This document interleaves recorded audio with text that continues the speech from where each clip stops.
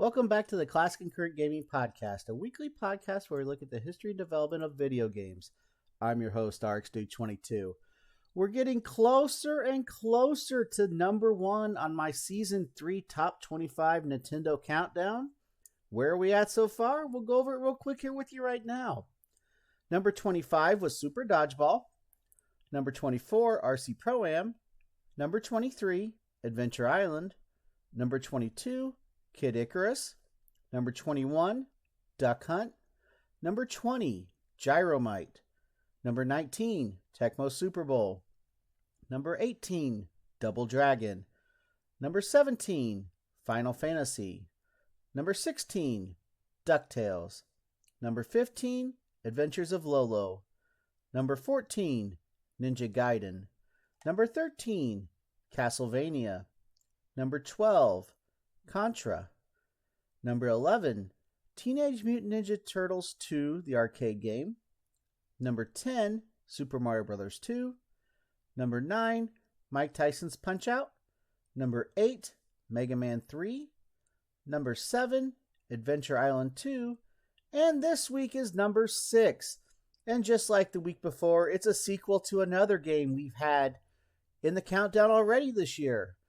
We are going to look at number 6, Castlevania II Simon's Quest this week. We featured this back in Season 1, so this is going to be like a revisit to the podcast, if you will. Let's go slay some vampires. Castlevania II Simon's Quest is a 1987 action role-playing game developed and published by Konami. It was originally released in Japan in 1987 for the Famicom Disk System, and in North America in 1988 for the Nintendo Entertainment System. It is the second Castlevania game released for the NES, following the original Castlevania of 1986. Set 7 years after the events of the first installment, the player once again assumes the role of vampire hunter Simon Belmont, who was on a journey to undo a curse placed on him by Dracula at the end of their previous encounter. Dracula's body was split into 5 parts, which Simon must find and bring to the ruins of Castle Dracula in order to defeat him. The game deviates from the traditional platforming of its predecessor, incorporating role-playing and open-world elements. Gameplay in Castlevania II Simon's Quest departs from the platforming genre of the first Castlevania and introduces non-linear gameplay and role-playing elements inspired by the Mesa Gallios of 1987, including a world map which the player is free to explore and revisit. Simon, controlled by the player, can talk with villagers who will offer him clues or lies. He can go to merchants who sell items, either for fighting enemies or for traversing to otherwise unreachable areas. To pay for them, he must collect hearts, which are dropped by defeated enemies. In addition to the ordinary items in Simon's inventory, he can purchase new whips in a few locations. Simon's Quest introduces an experience rating system in which Simon's power level and maximum health may be increased by collecting a sufficient amount of hearts. The period of time in Simon's Quest cycles between daytime and nightfall, which has an effect on the game and Simon's encounters. During the day, the enemies outside the villages are weaker. At nighttime, they gain strength and inflict more damage to Simon's life points. Though when defeated, they drop more hearts. The villagers and merchants in their respective locations are also no longer available to talk to and are replaced by zombies. Some elements from the previous game return, including the magic weapons, which are secondary weapons to Simon's whip. One of them returning from Castlevania is the Holy Water, a small glass which can disintegrate walls that conceal hidden items.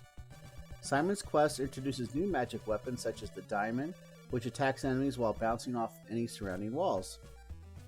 The objective of the game is to travel to the 5 mansions to find the 5 body parts of Dracula's corpse and the magic cross.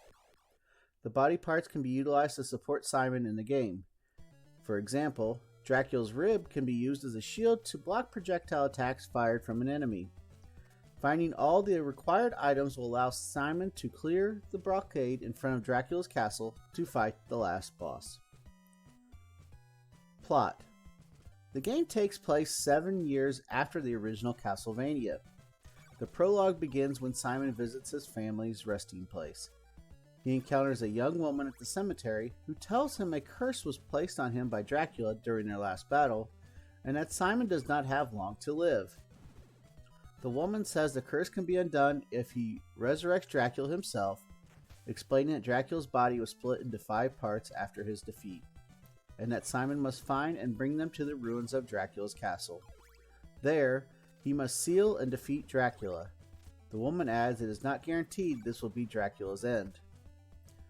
After Simon defeats Dracula, there are 3 possible endings depending on the time the player takes to complete the game.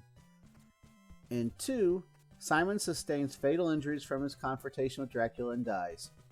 The best ending is achieved when the player beats the game in 8 game days. Development and release. Simon's Quest was designed by Hitoshi Akamatsu, who also directed Castlevania in 1986 and Castlevania III Dracula's Curse in 1989 on the NES. It was released on the Famicom Disk System on August 28, 1987 in Japan. Originally titled Dracula II in Japan, Akamatsu created the title Simon's Quest for release in Western territories. When asked if Metroid of 1986 had any influence on the development of the game, Akamatsu instead cited The Maze of Gallios from 1987, another platform adventure game by Konami that features puzzle solving and a world map. Most of the original artwork for Simon's Quest and other early Castlevania games was lost during the Great Hanshin earthquake of 1995. Simon's Quest was converted to cartridge for release on the NES in North America on December 1988 and in Europe on April 27, 1990. There are functional differences due to hardware differences between the FDS and cartridge. The Famicom Disk System version features a progress saving feature, commonly seen on FDS games due to the rewritable floppy disk. The NES version instead used a password function to save player progress. The FDS medium has a data storage limitation of 112 kilobytes of slow access, whereas bank switching techniques and solid memory costs allow cartridges to have capable data space with much faster access. The developers used the additional space to improve the music quality of the NES version, adding percussion samples and rearranging the melodies to take advantage of the technology. Other changes were made to correct several grammatical and spelling errors in the translation, although the rendering of the protagonist's name as Simon Belmont, Simon with 2 M's, in the game's ending stays. Simon's Quest has seen several re-releases. On November 16, 2002, the game was included on Konami Collector's Series, Castlevania and Contra in North America, a PC collection of the Konami NES games via emulation. It has been re-released on other consoles through Nintendo's Virtual Console service. Simon's Quest is included in the North American and European versions of the NES Classic Edition, a miniature replica of the NES featuring many built-in games. It is also a part of the multi-platform Castlevania Anniversary Collection, a 2019 compilation of past Castlevania titles, and Simon's Quest has the distinction of being the only game in the collection that was released in Japan using the North American version instead of its Japanese counterpart. Audio. The game's soundtrack was composed by Kenshi Matsubara, who later created music for the Castlevania arcade game Haunted Castle. Bloody Tears has since become a recurring song in the Castlevania franchise. The album Akamojo Dracula Famicom Best was released on March 20th, 1990, with the catalog number KICA-1005 and a bonus sticker. It was reprinted under Akamojo Dracula Best Volume 1 on September 23rd, 1998, with the catalog number KICA-7901. It included the Famicom Disk System version of Simon's Quest music with 3 bonus tracks from the NES version. The disc includes audio from Castlevania and Castlevania III Dracula's Curse, covering 33 tracks with a total duration of 1 hour and 4 minutes. A vinyl record, also featuring both the Famicom Disk System and NES music, was released by Mondo on January 11, 2017. Some reviewers have praised Matsubara's compositions. GameSpy called all of the music incredible and one of the first appearances of classics like The Silence of Daylight. Reception. The game garnered positive reviews following its release and received the reputation of a Nintendo classic over time. Japanese game magazine Famitsu gave it a score of 28 out of 40. American publication Computer Entertainer scored it a full 8 out of 8 stars, saying it outdoes its predecessor in every way with better graphics, more challenges, and more variety in settings, while concluding it is a very well crafted action adventure that provides excellent play value, superb graphics, lots of music, and some special touches that add to the enjoyment of the game.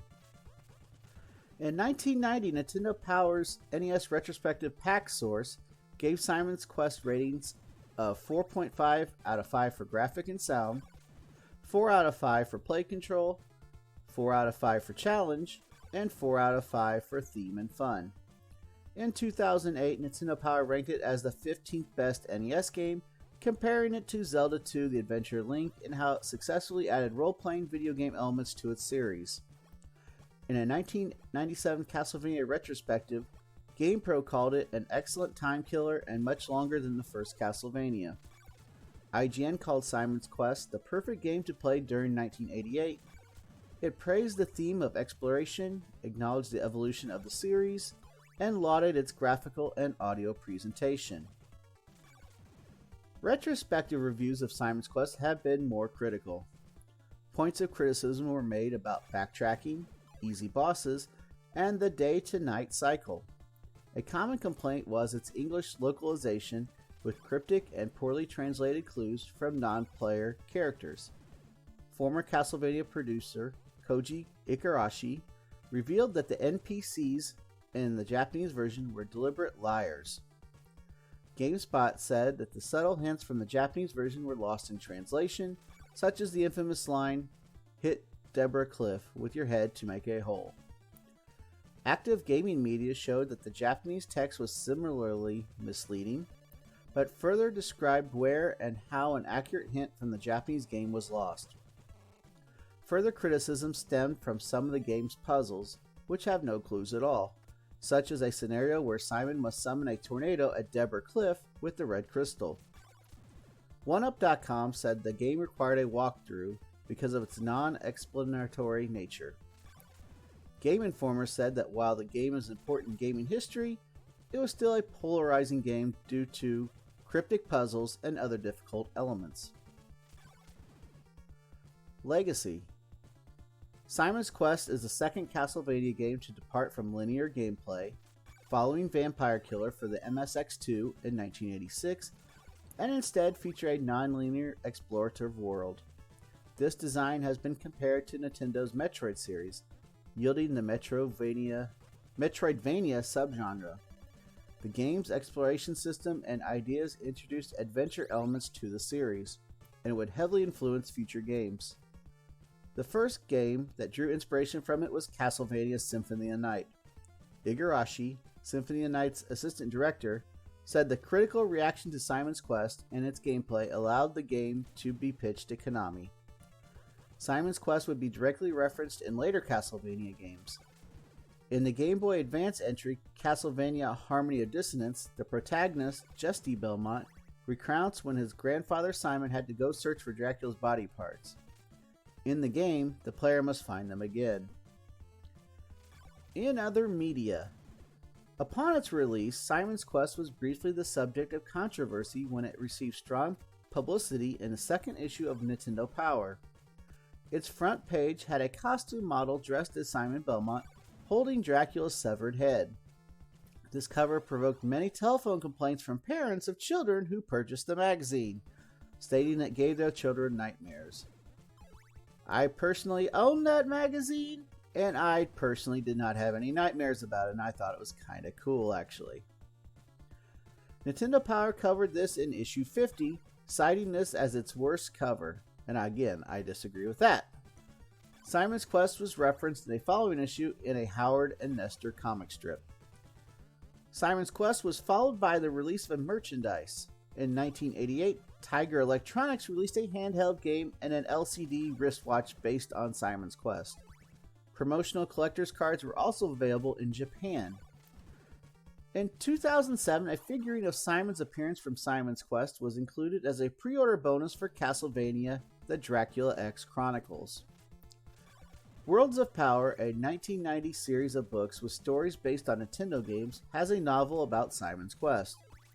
It was written by Christopher Howe, and the series was produced by Seth Godin.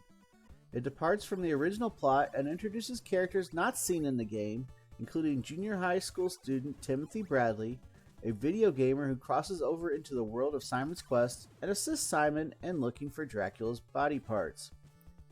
All information in the podcast today was provided by Wikipedia.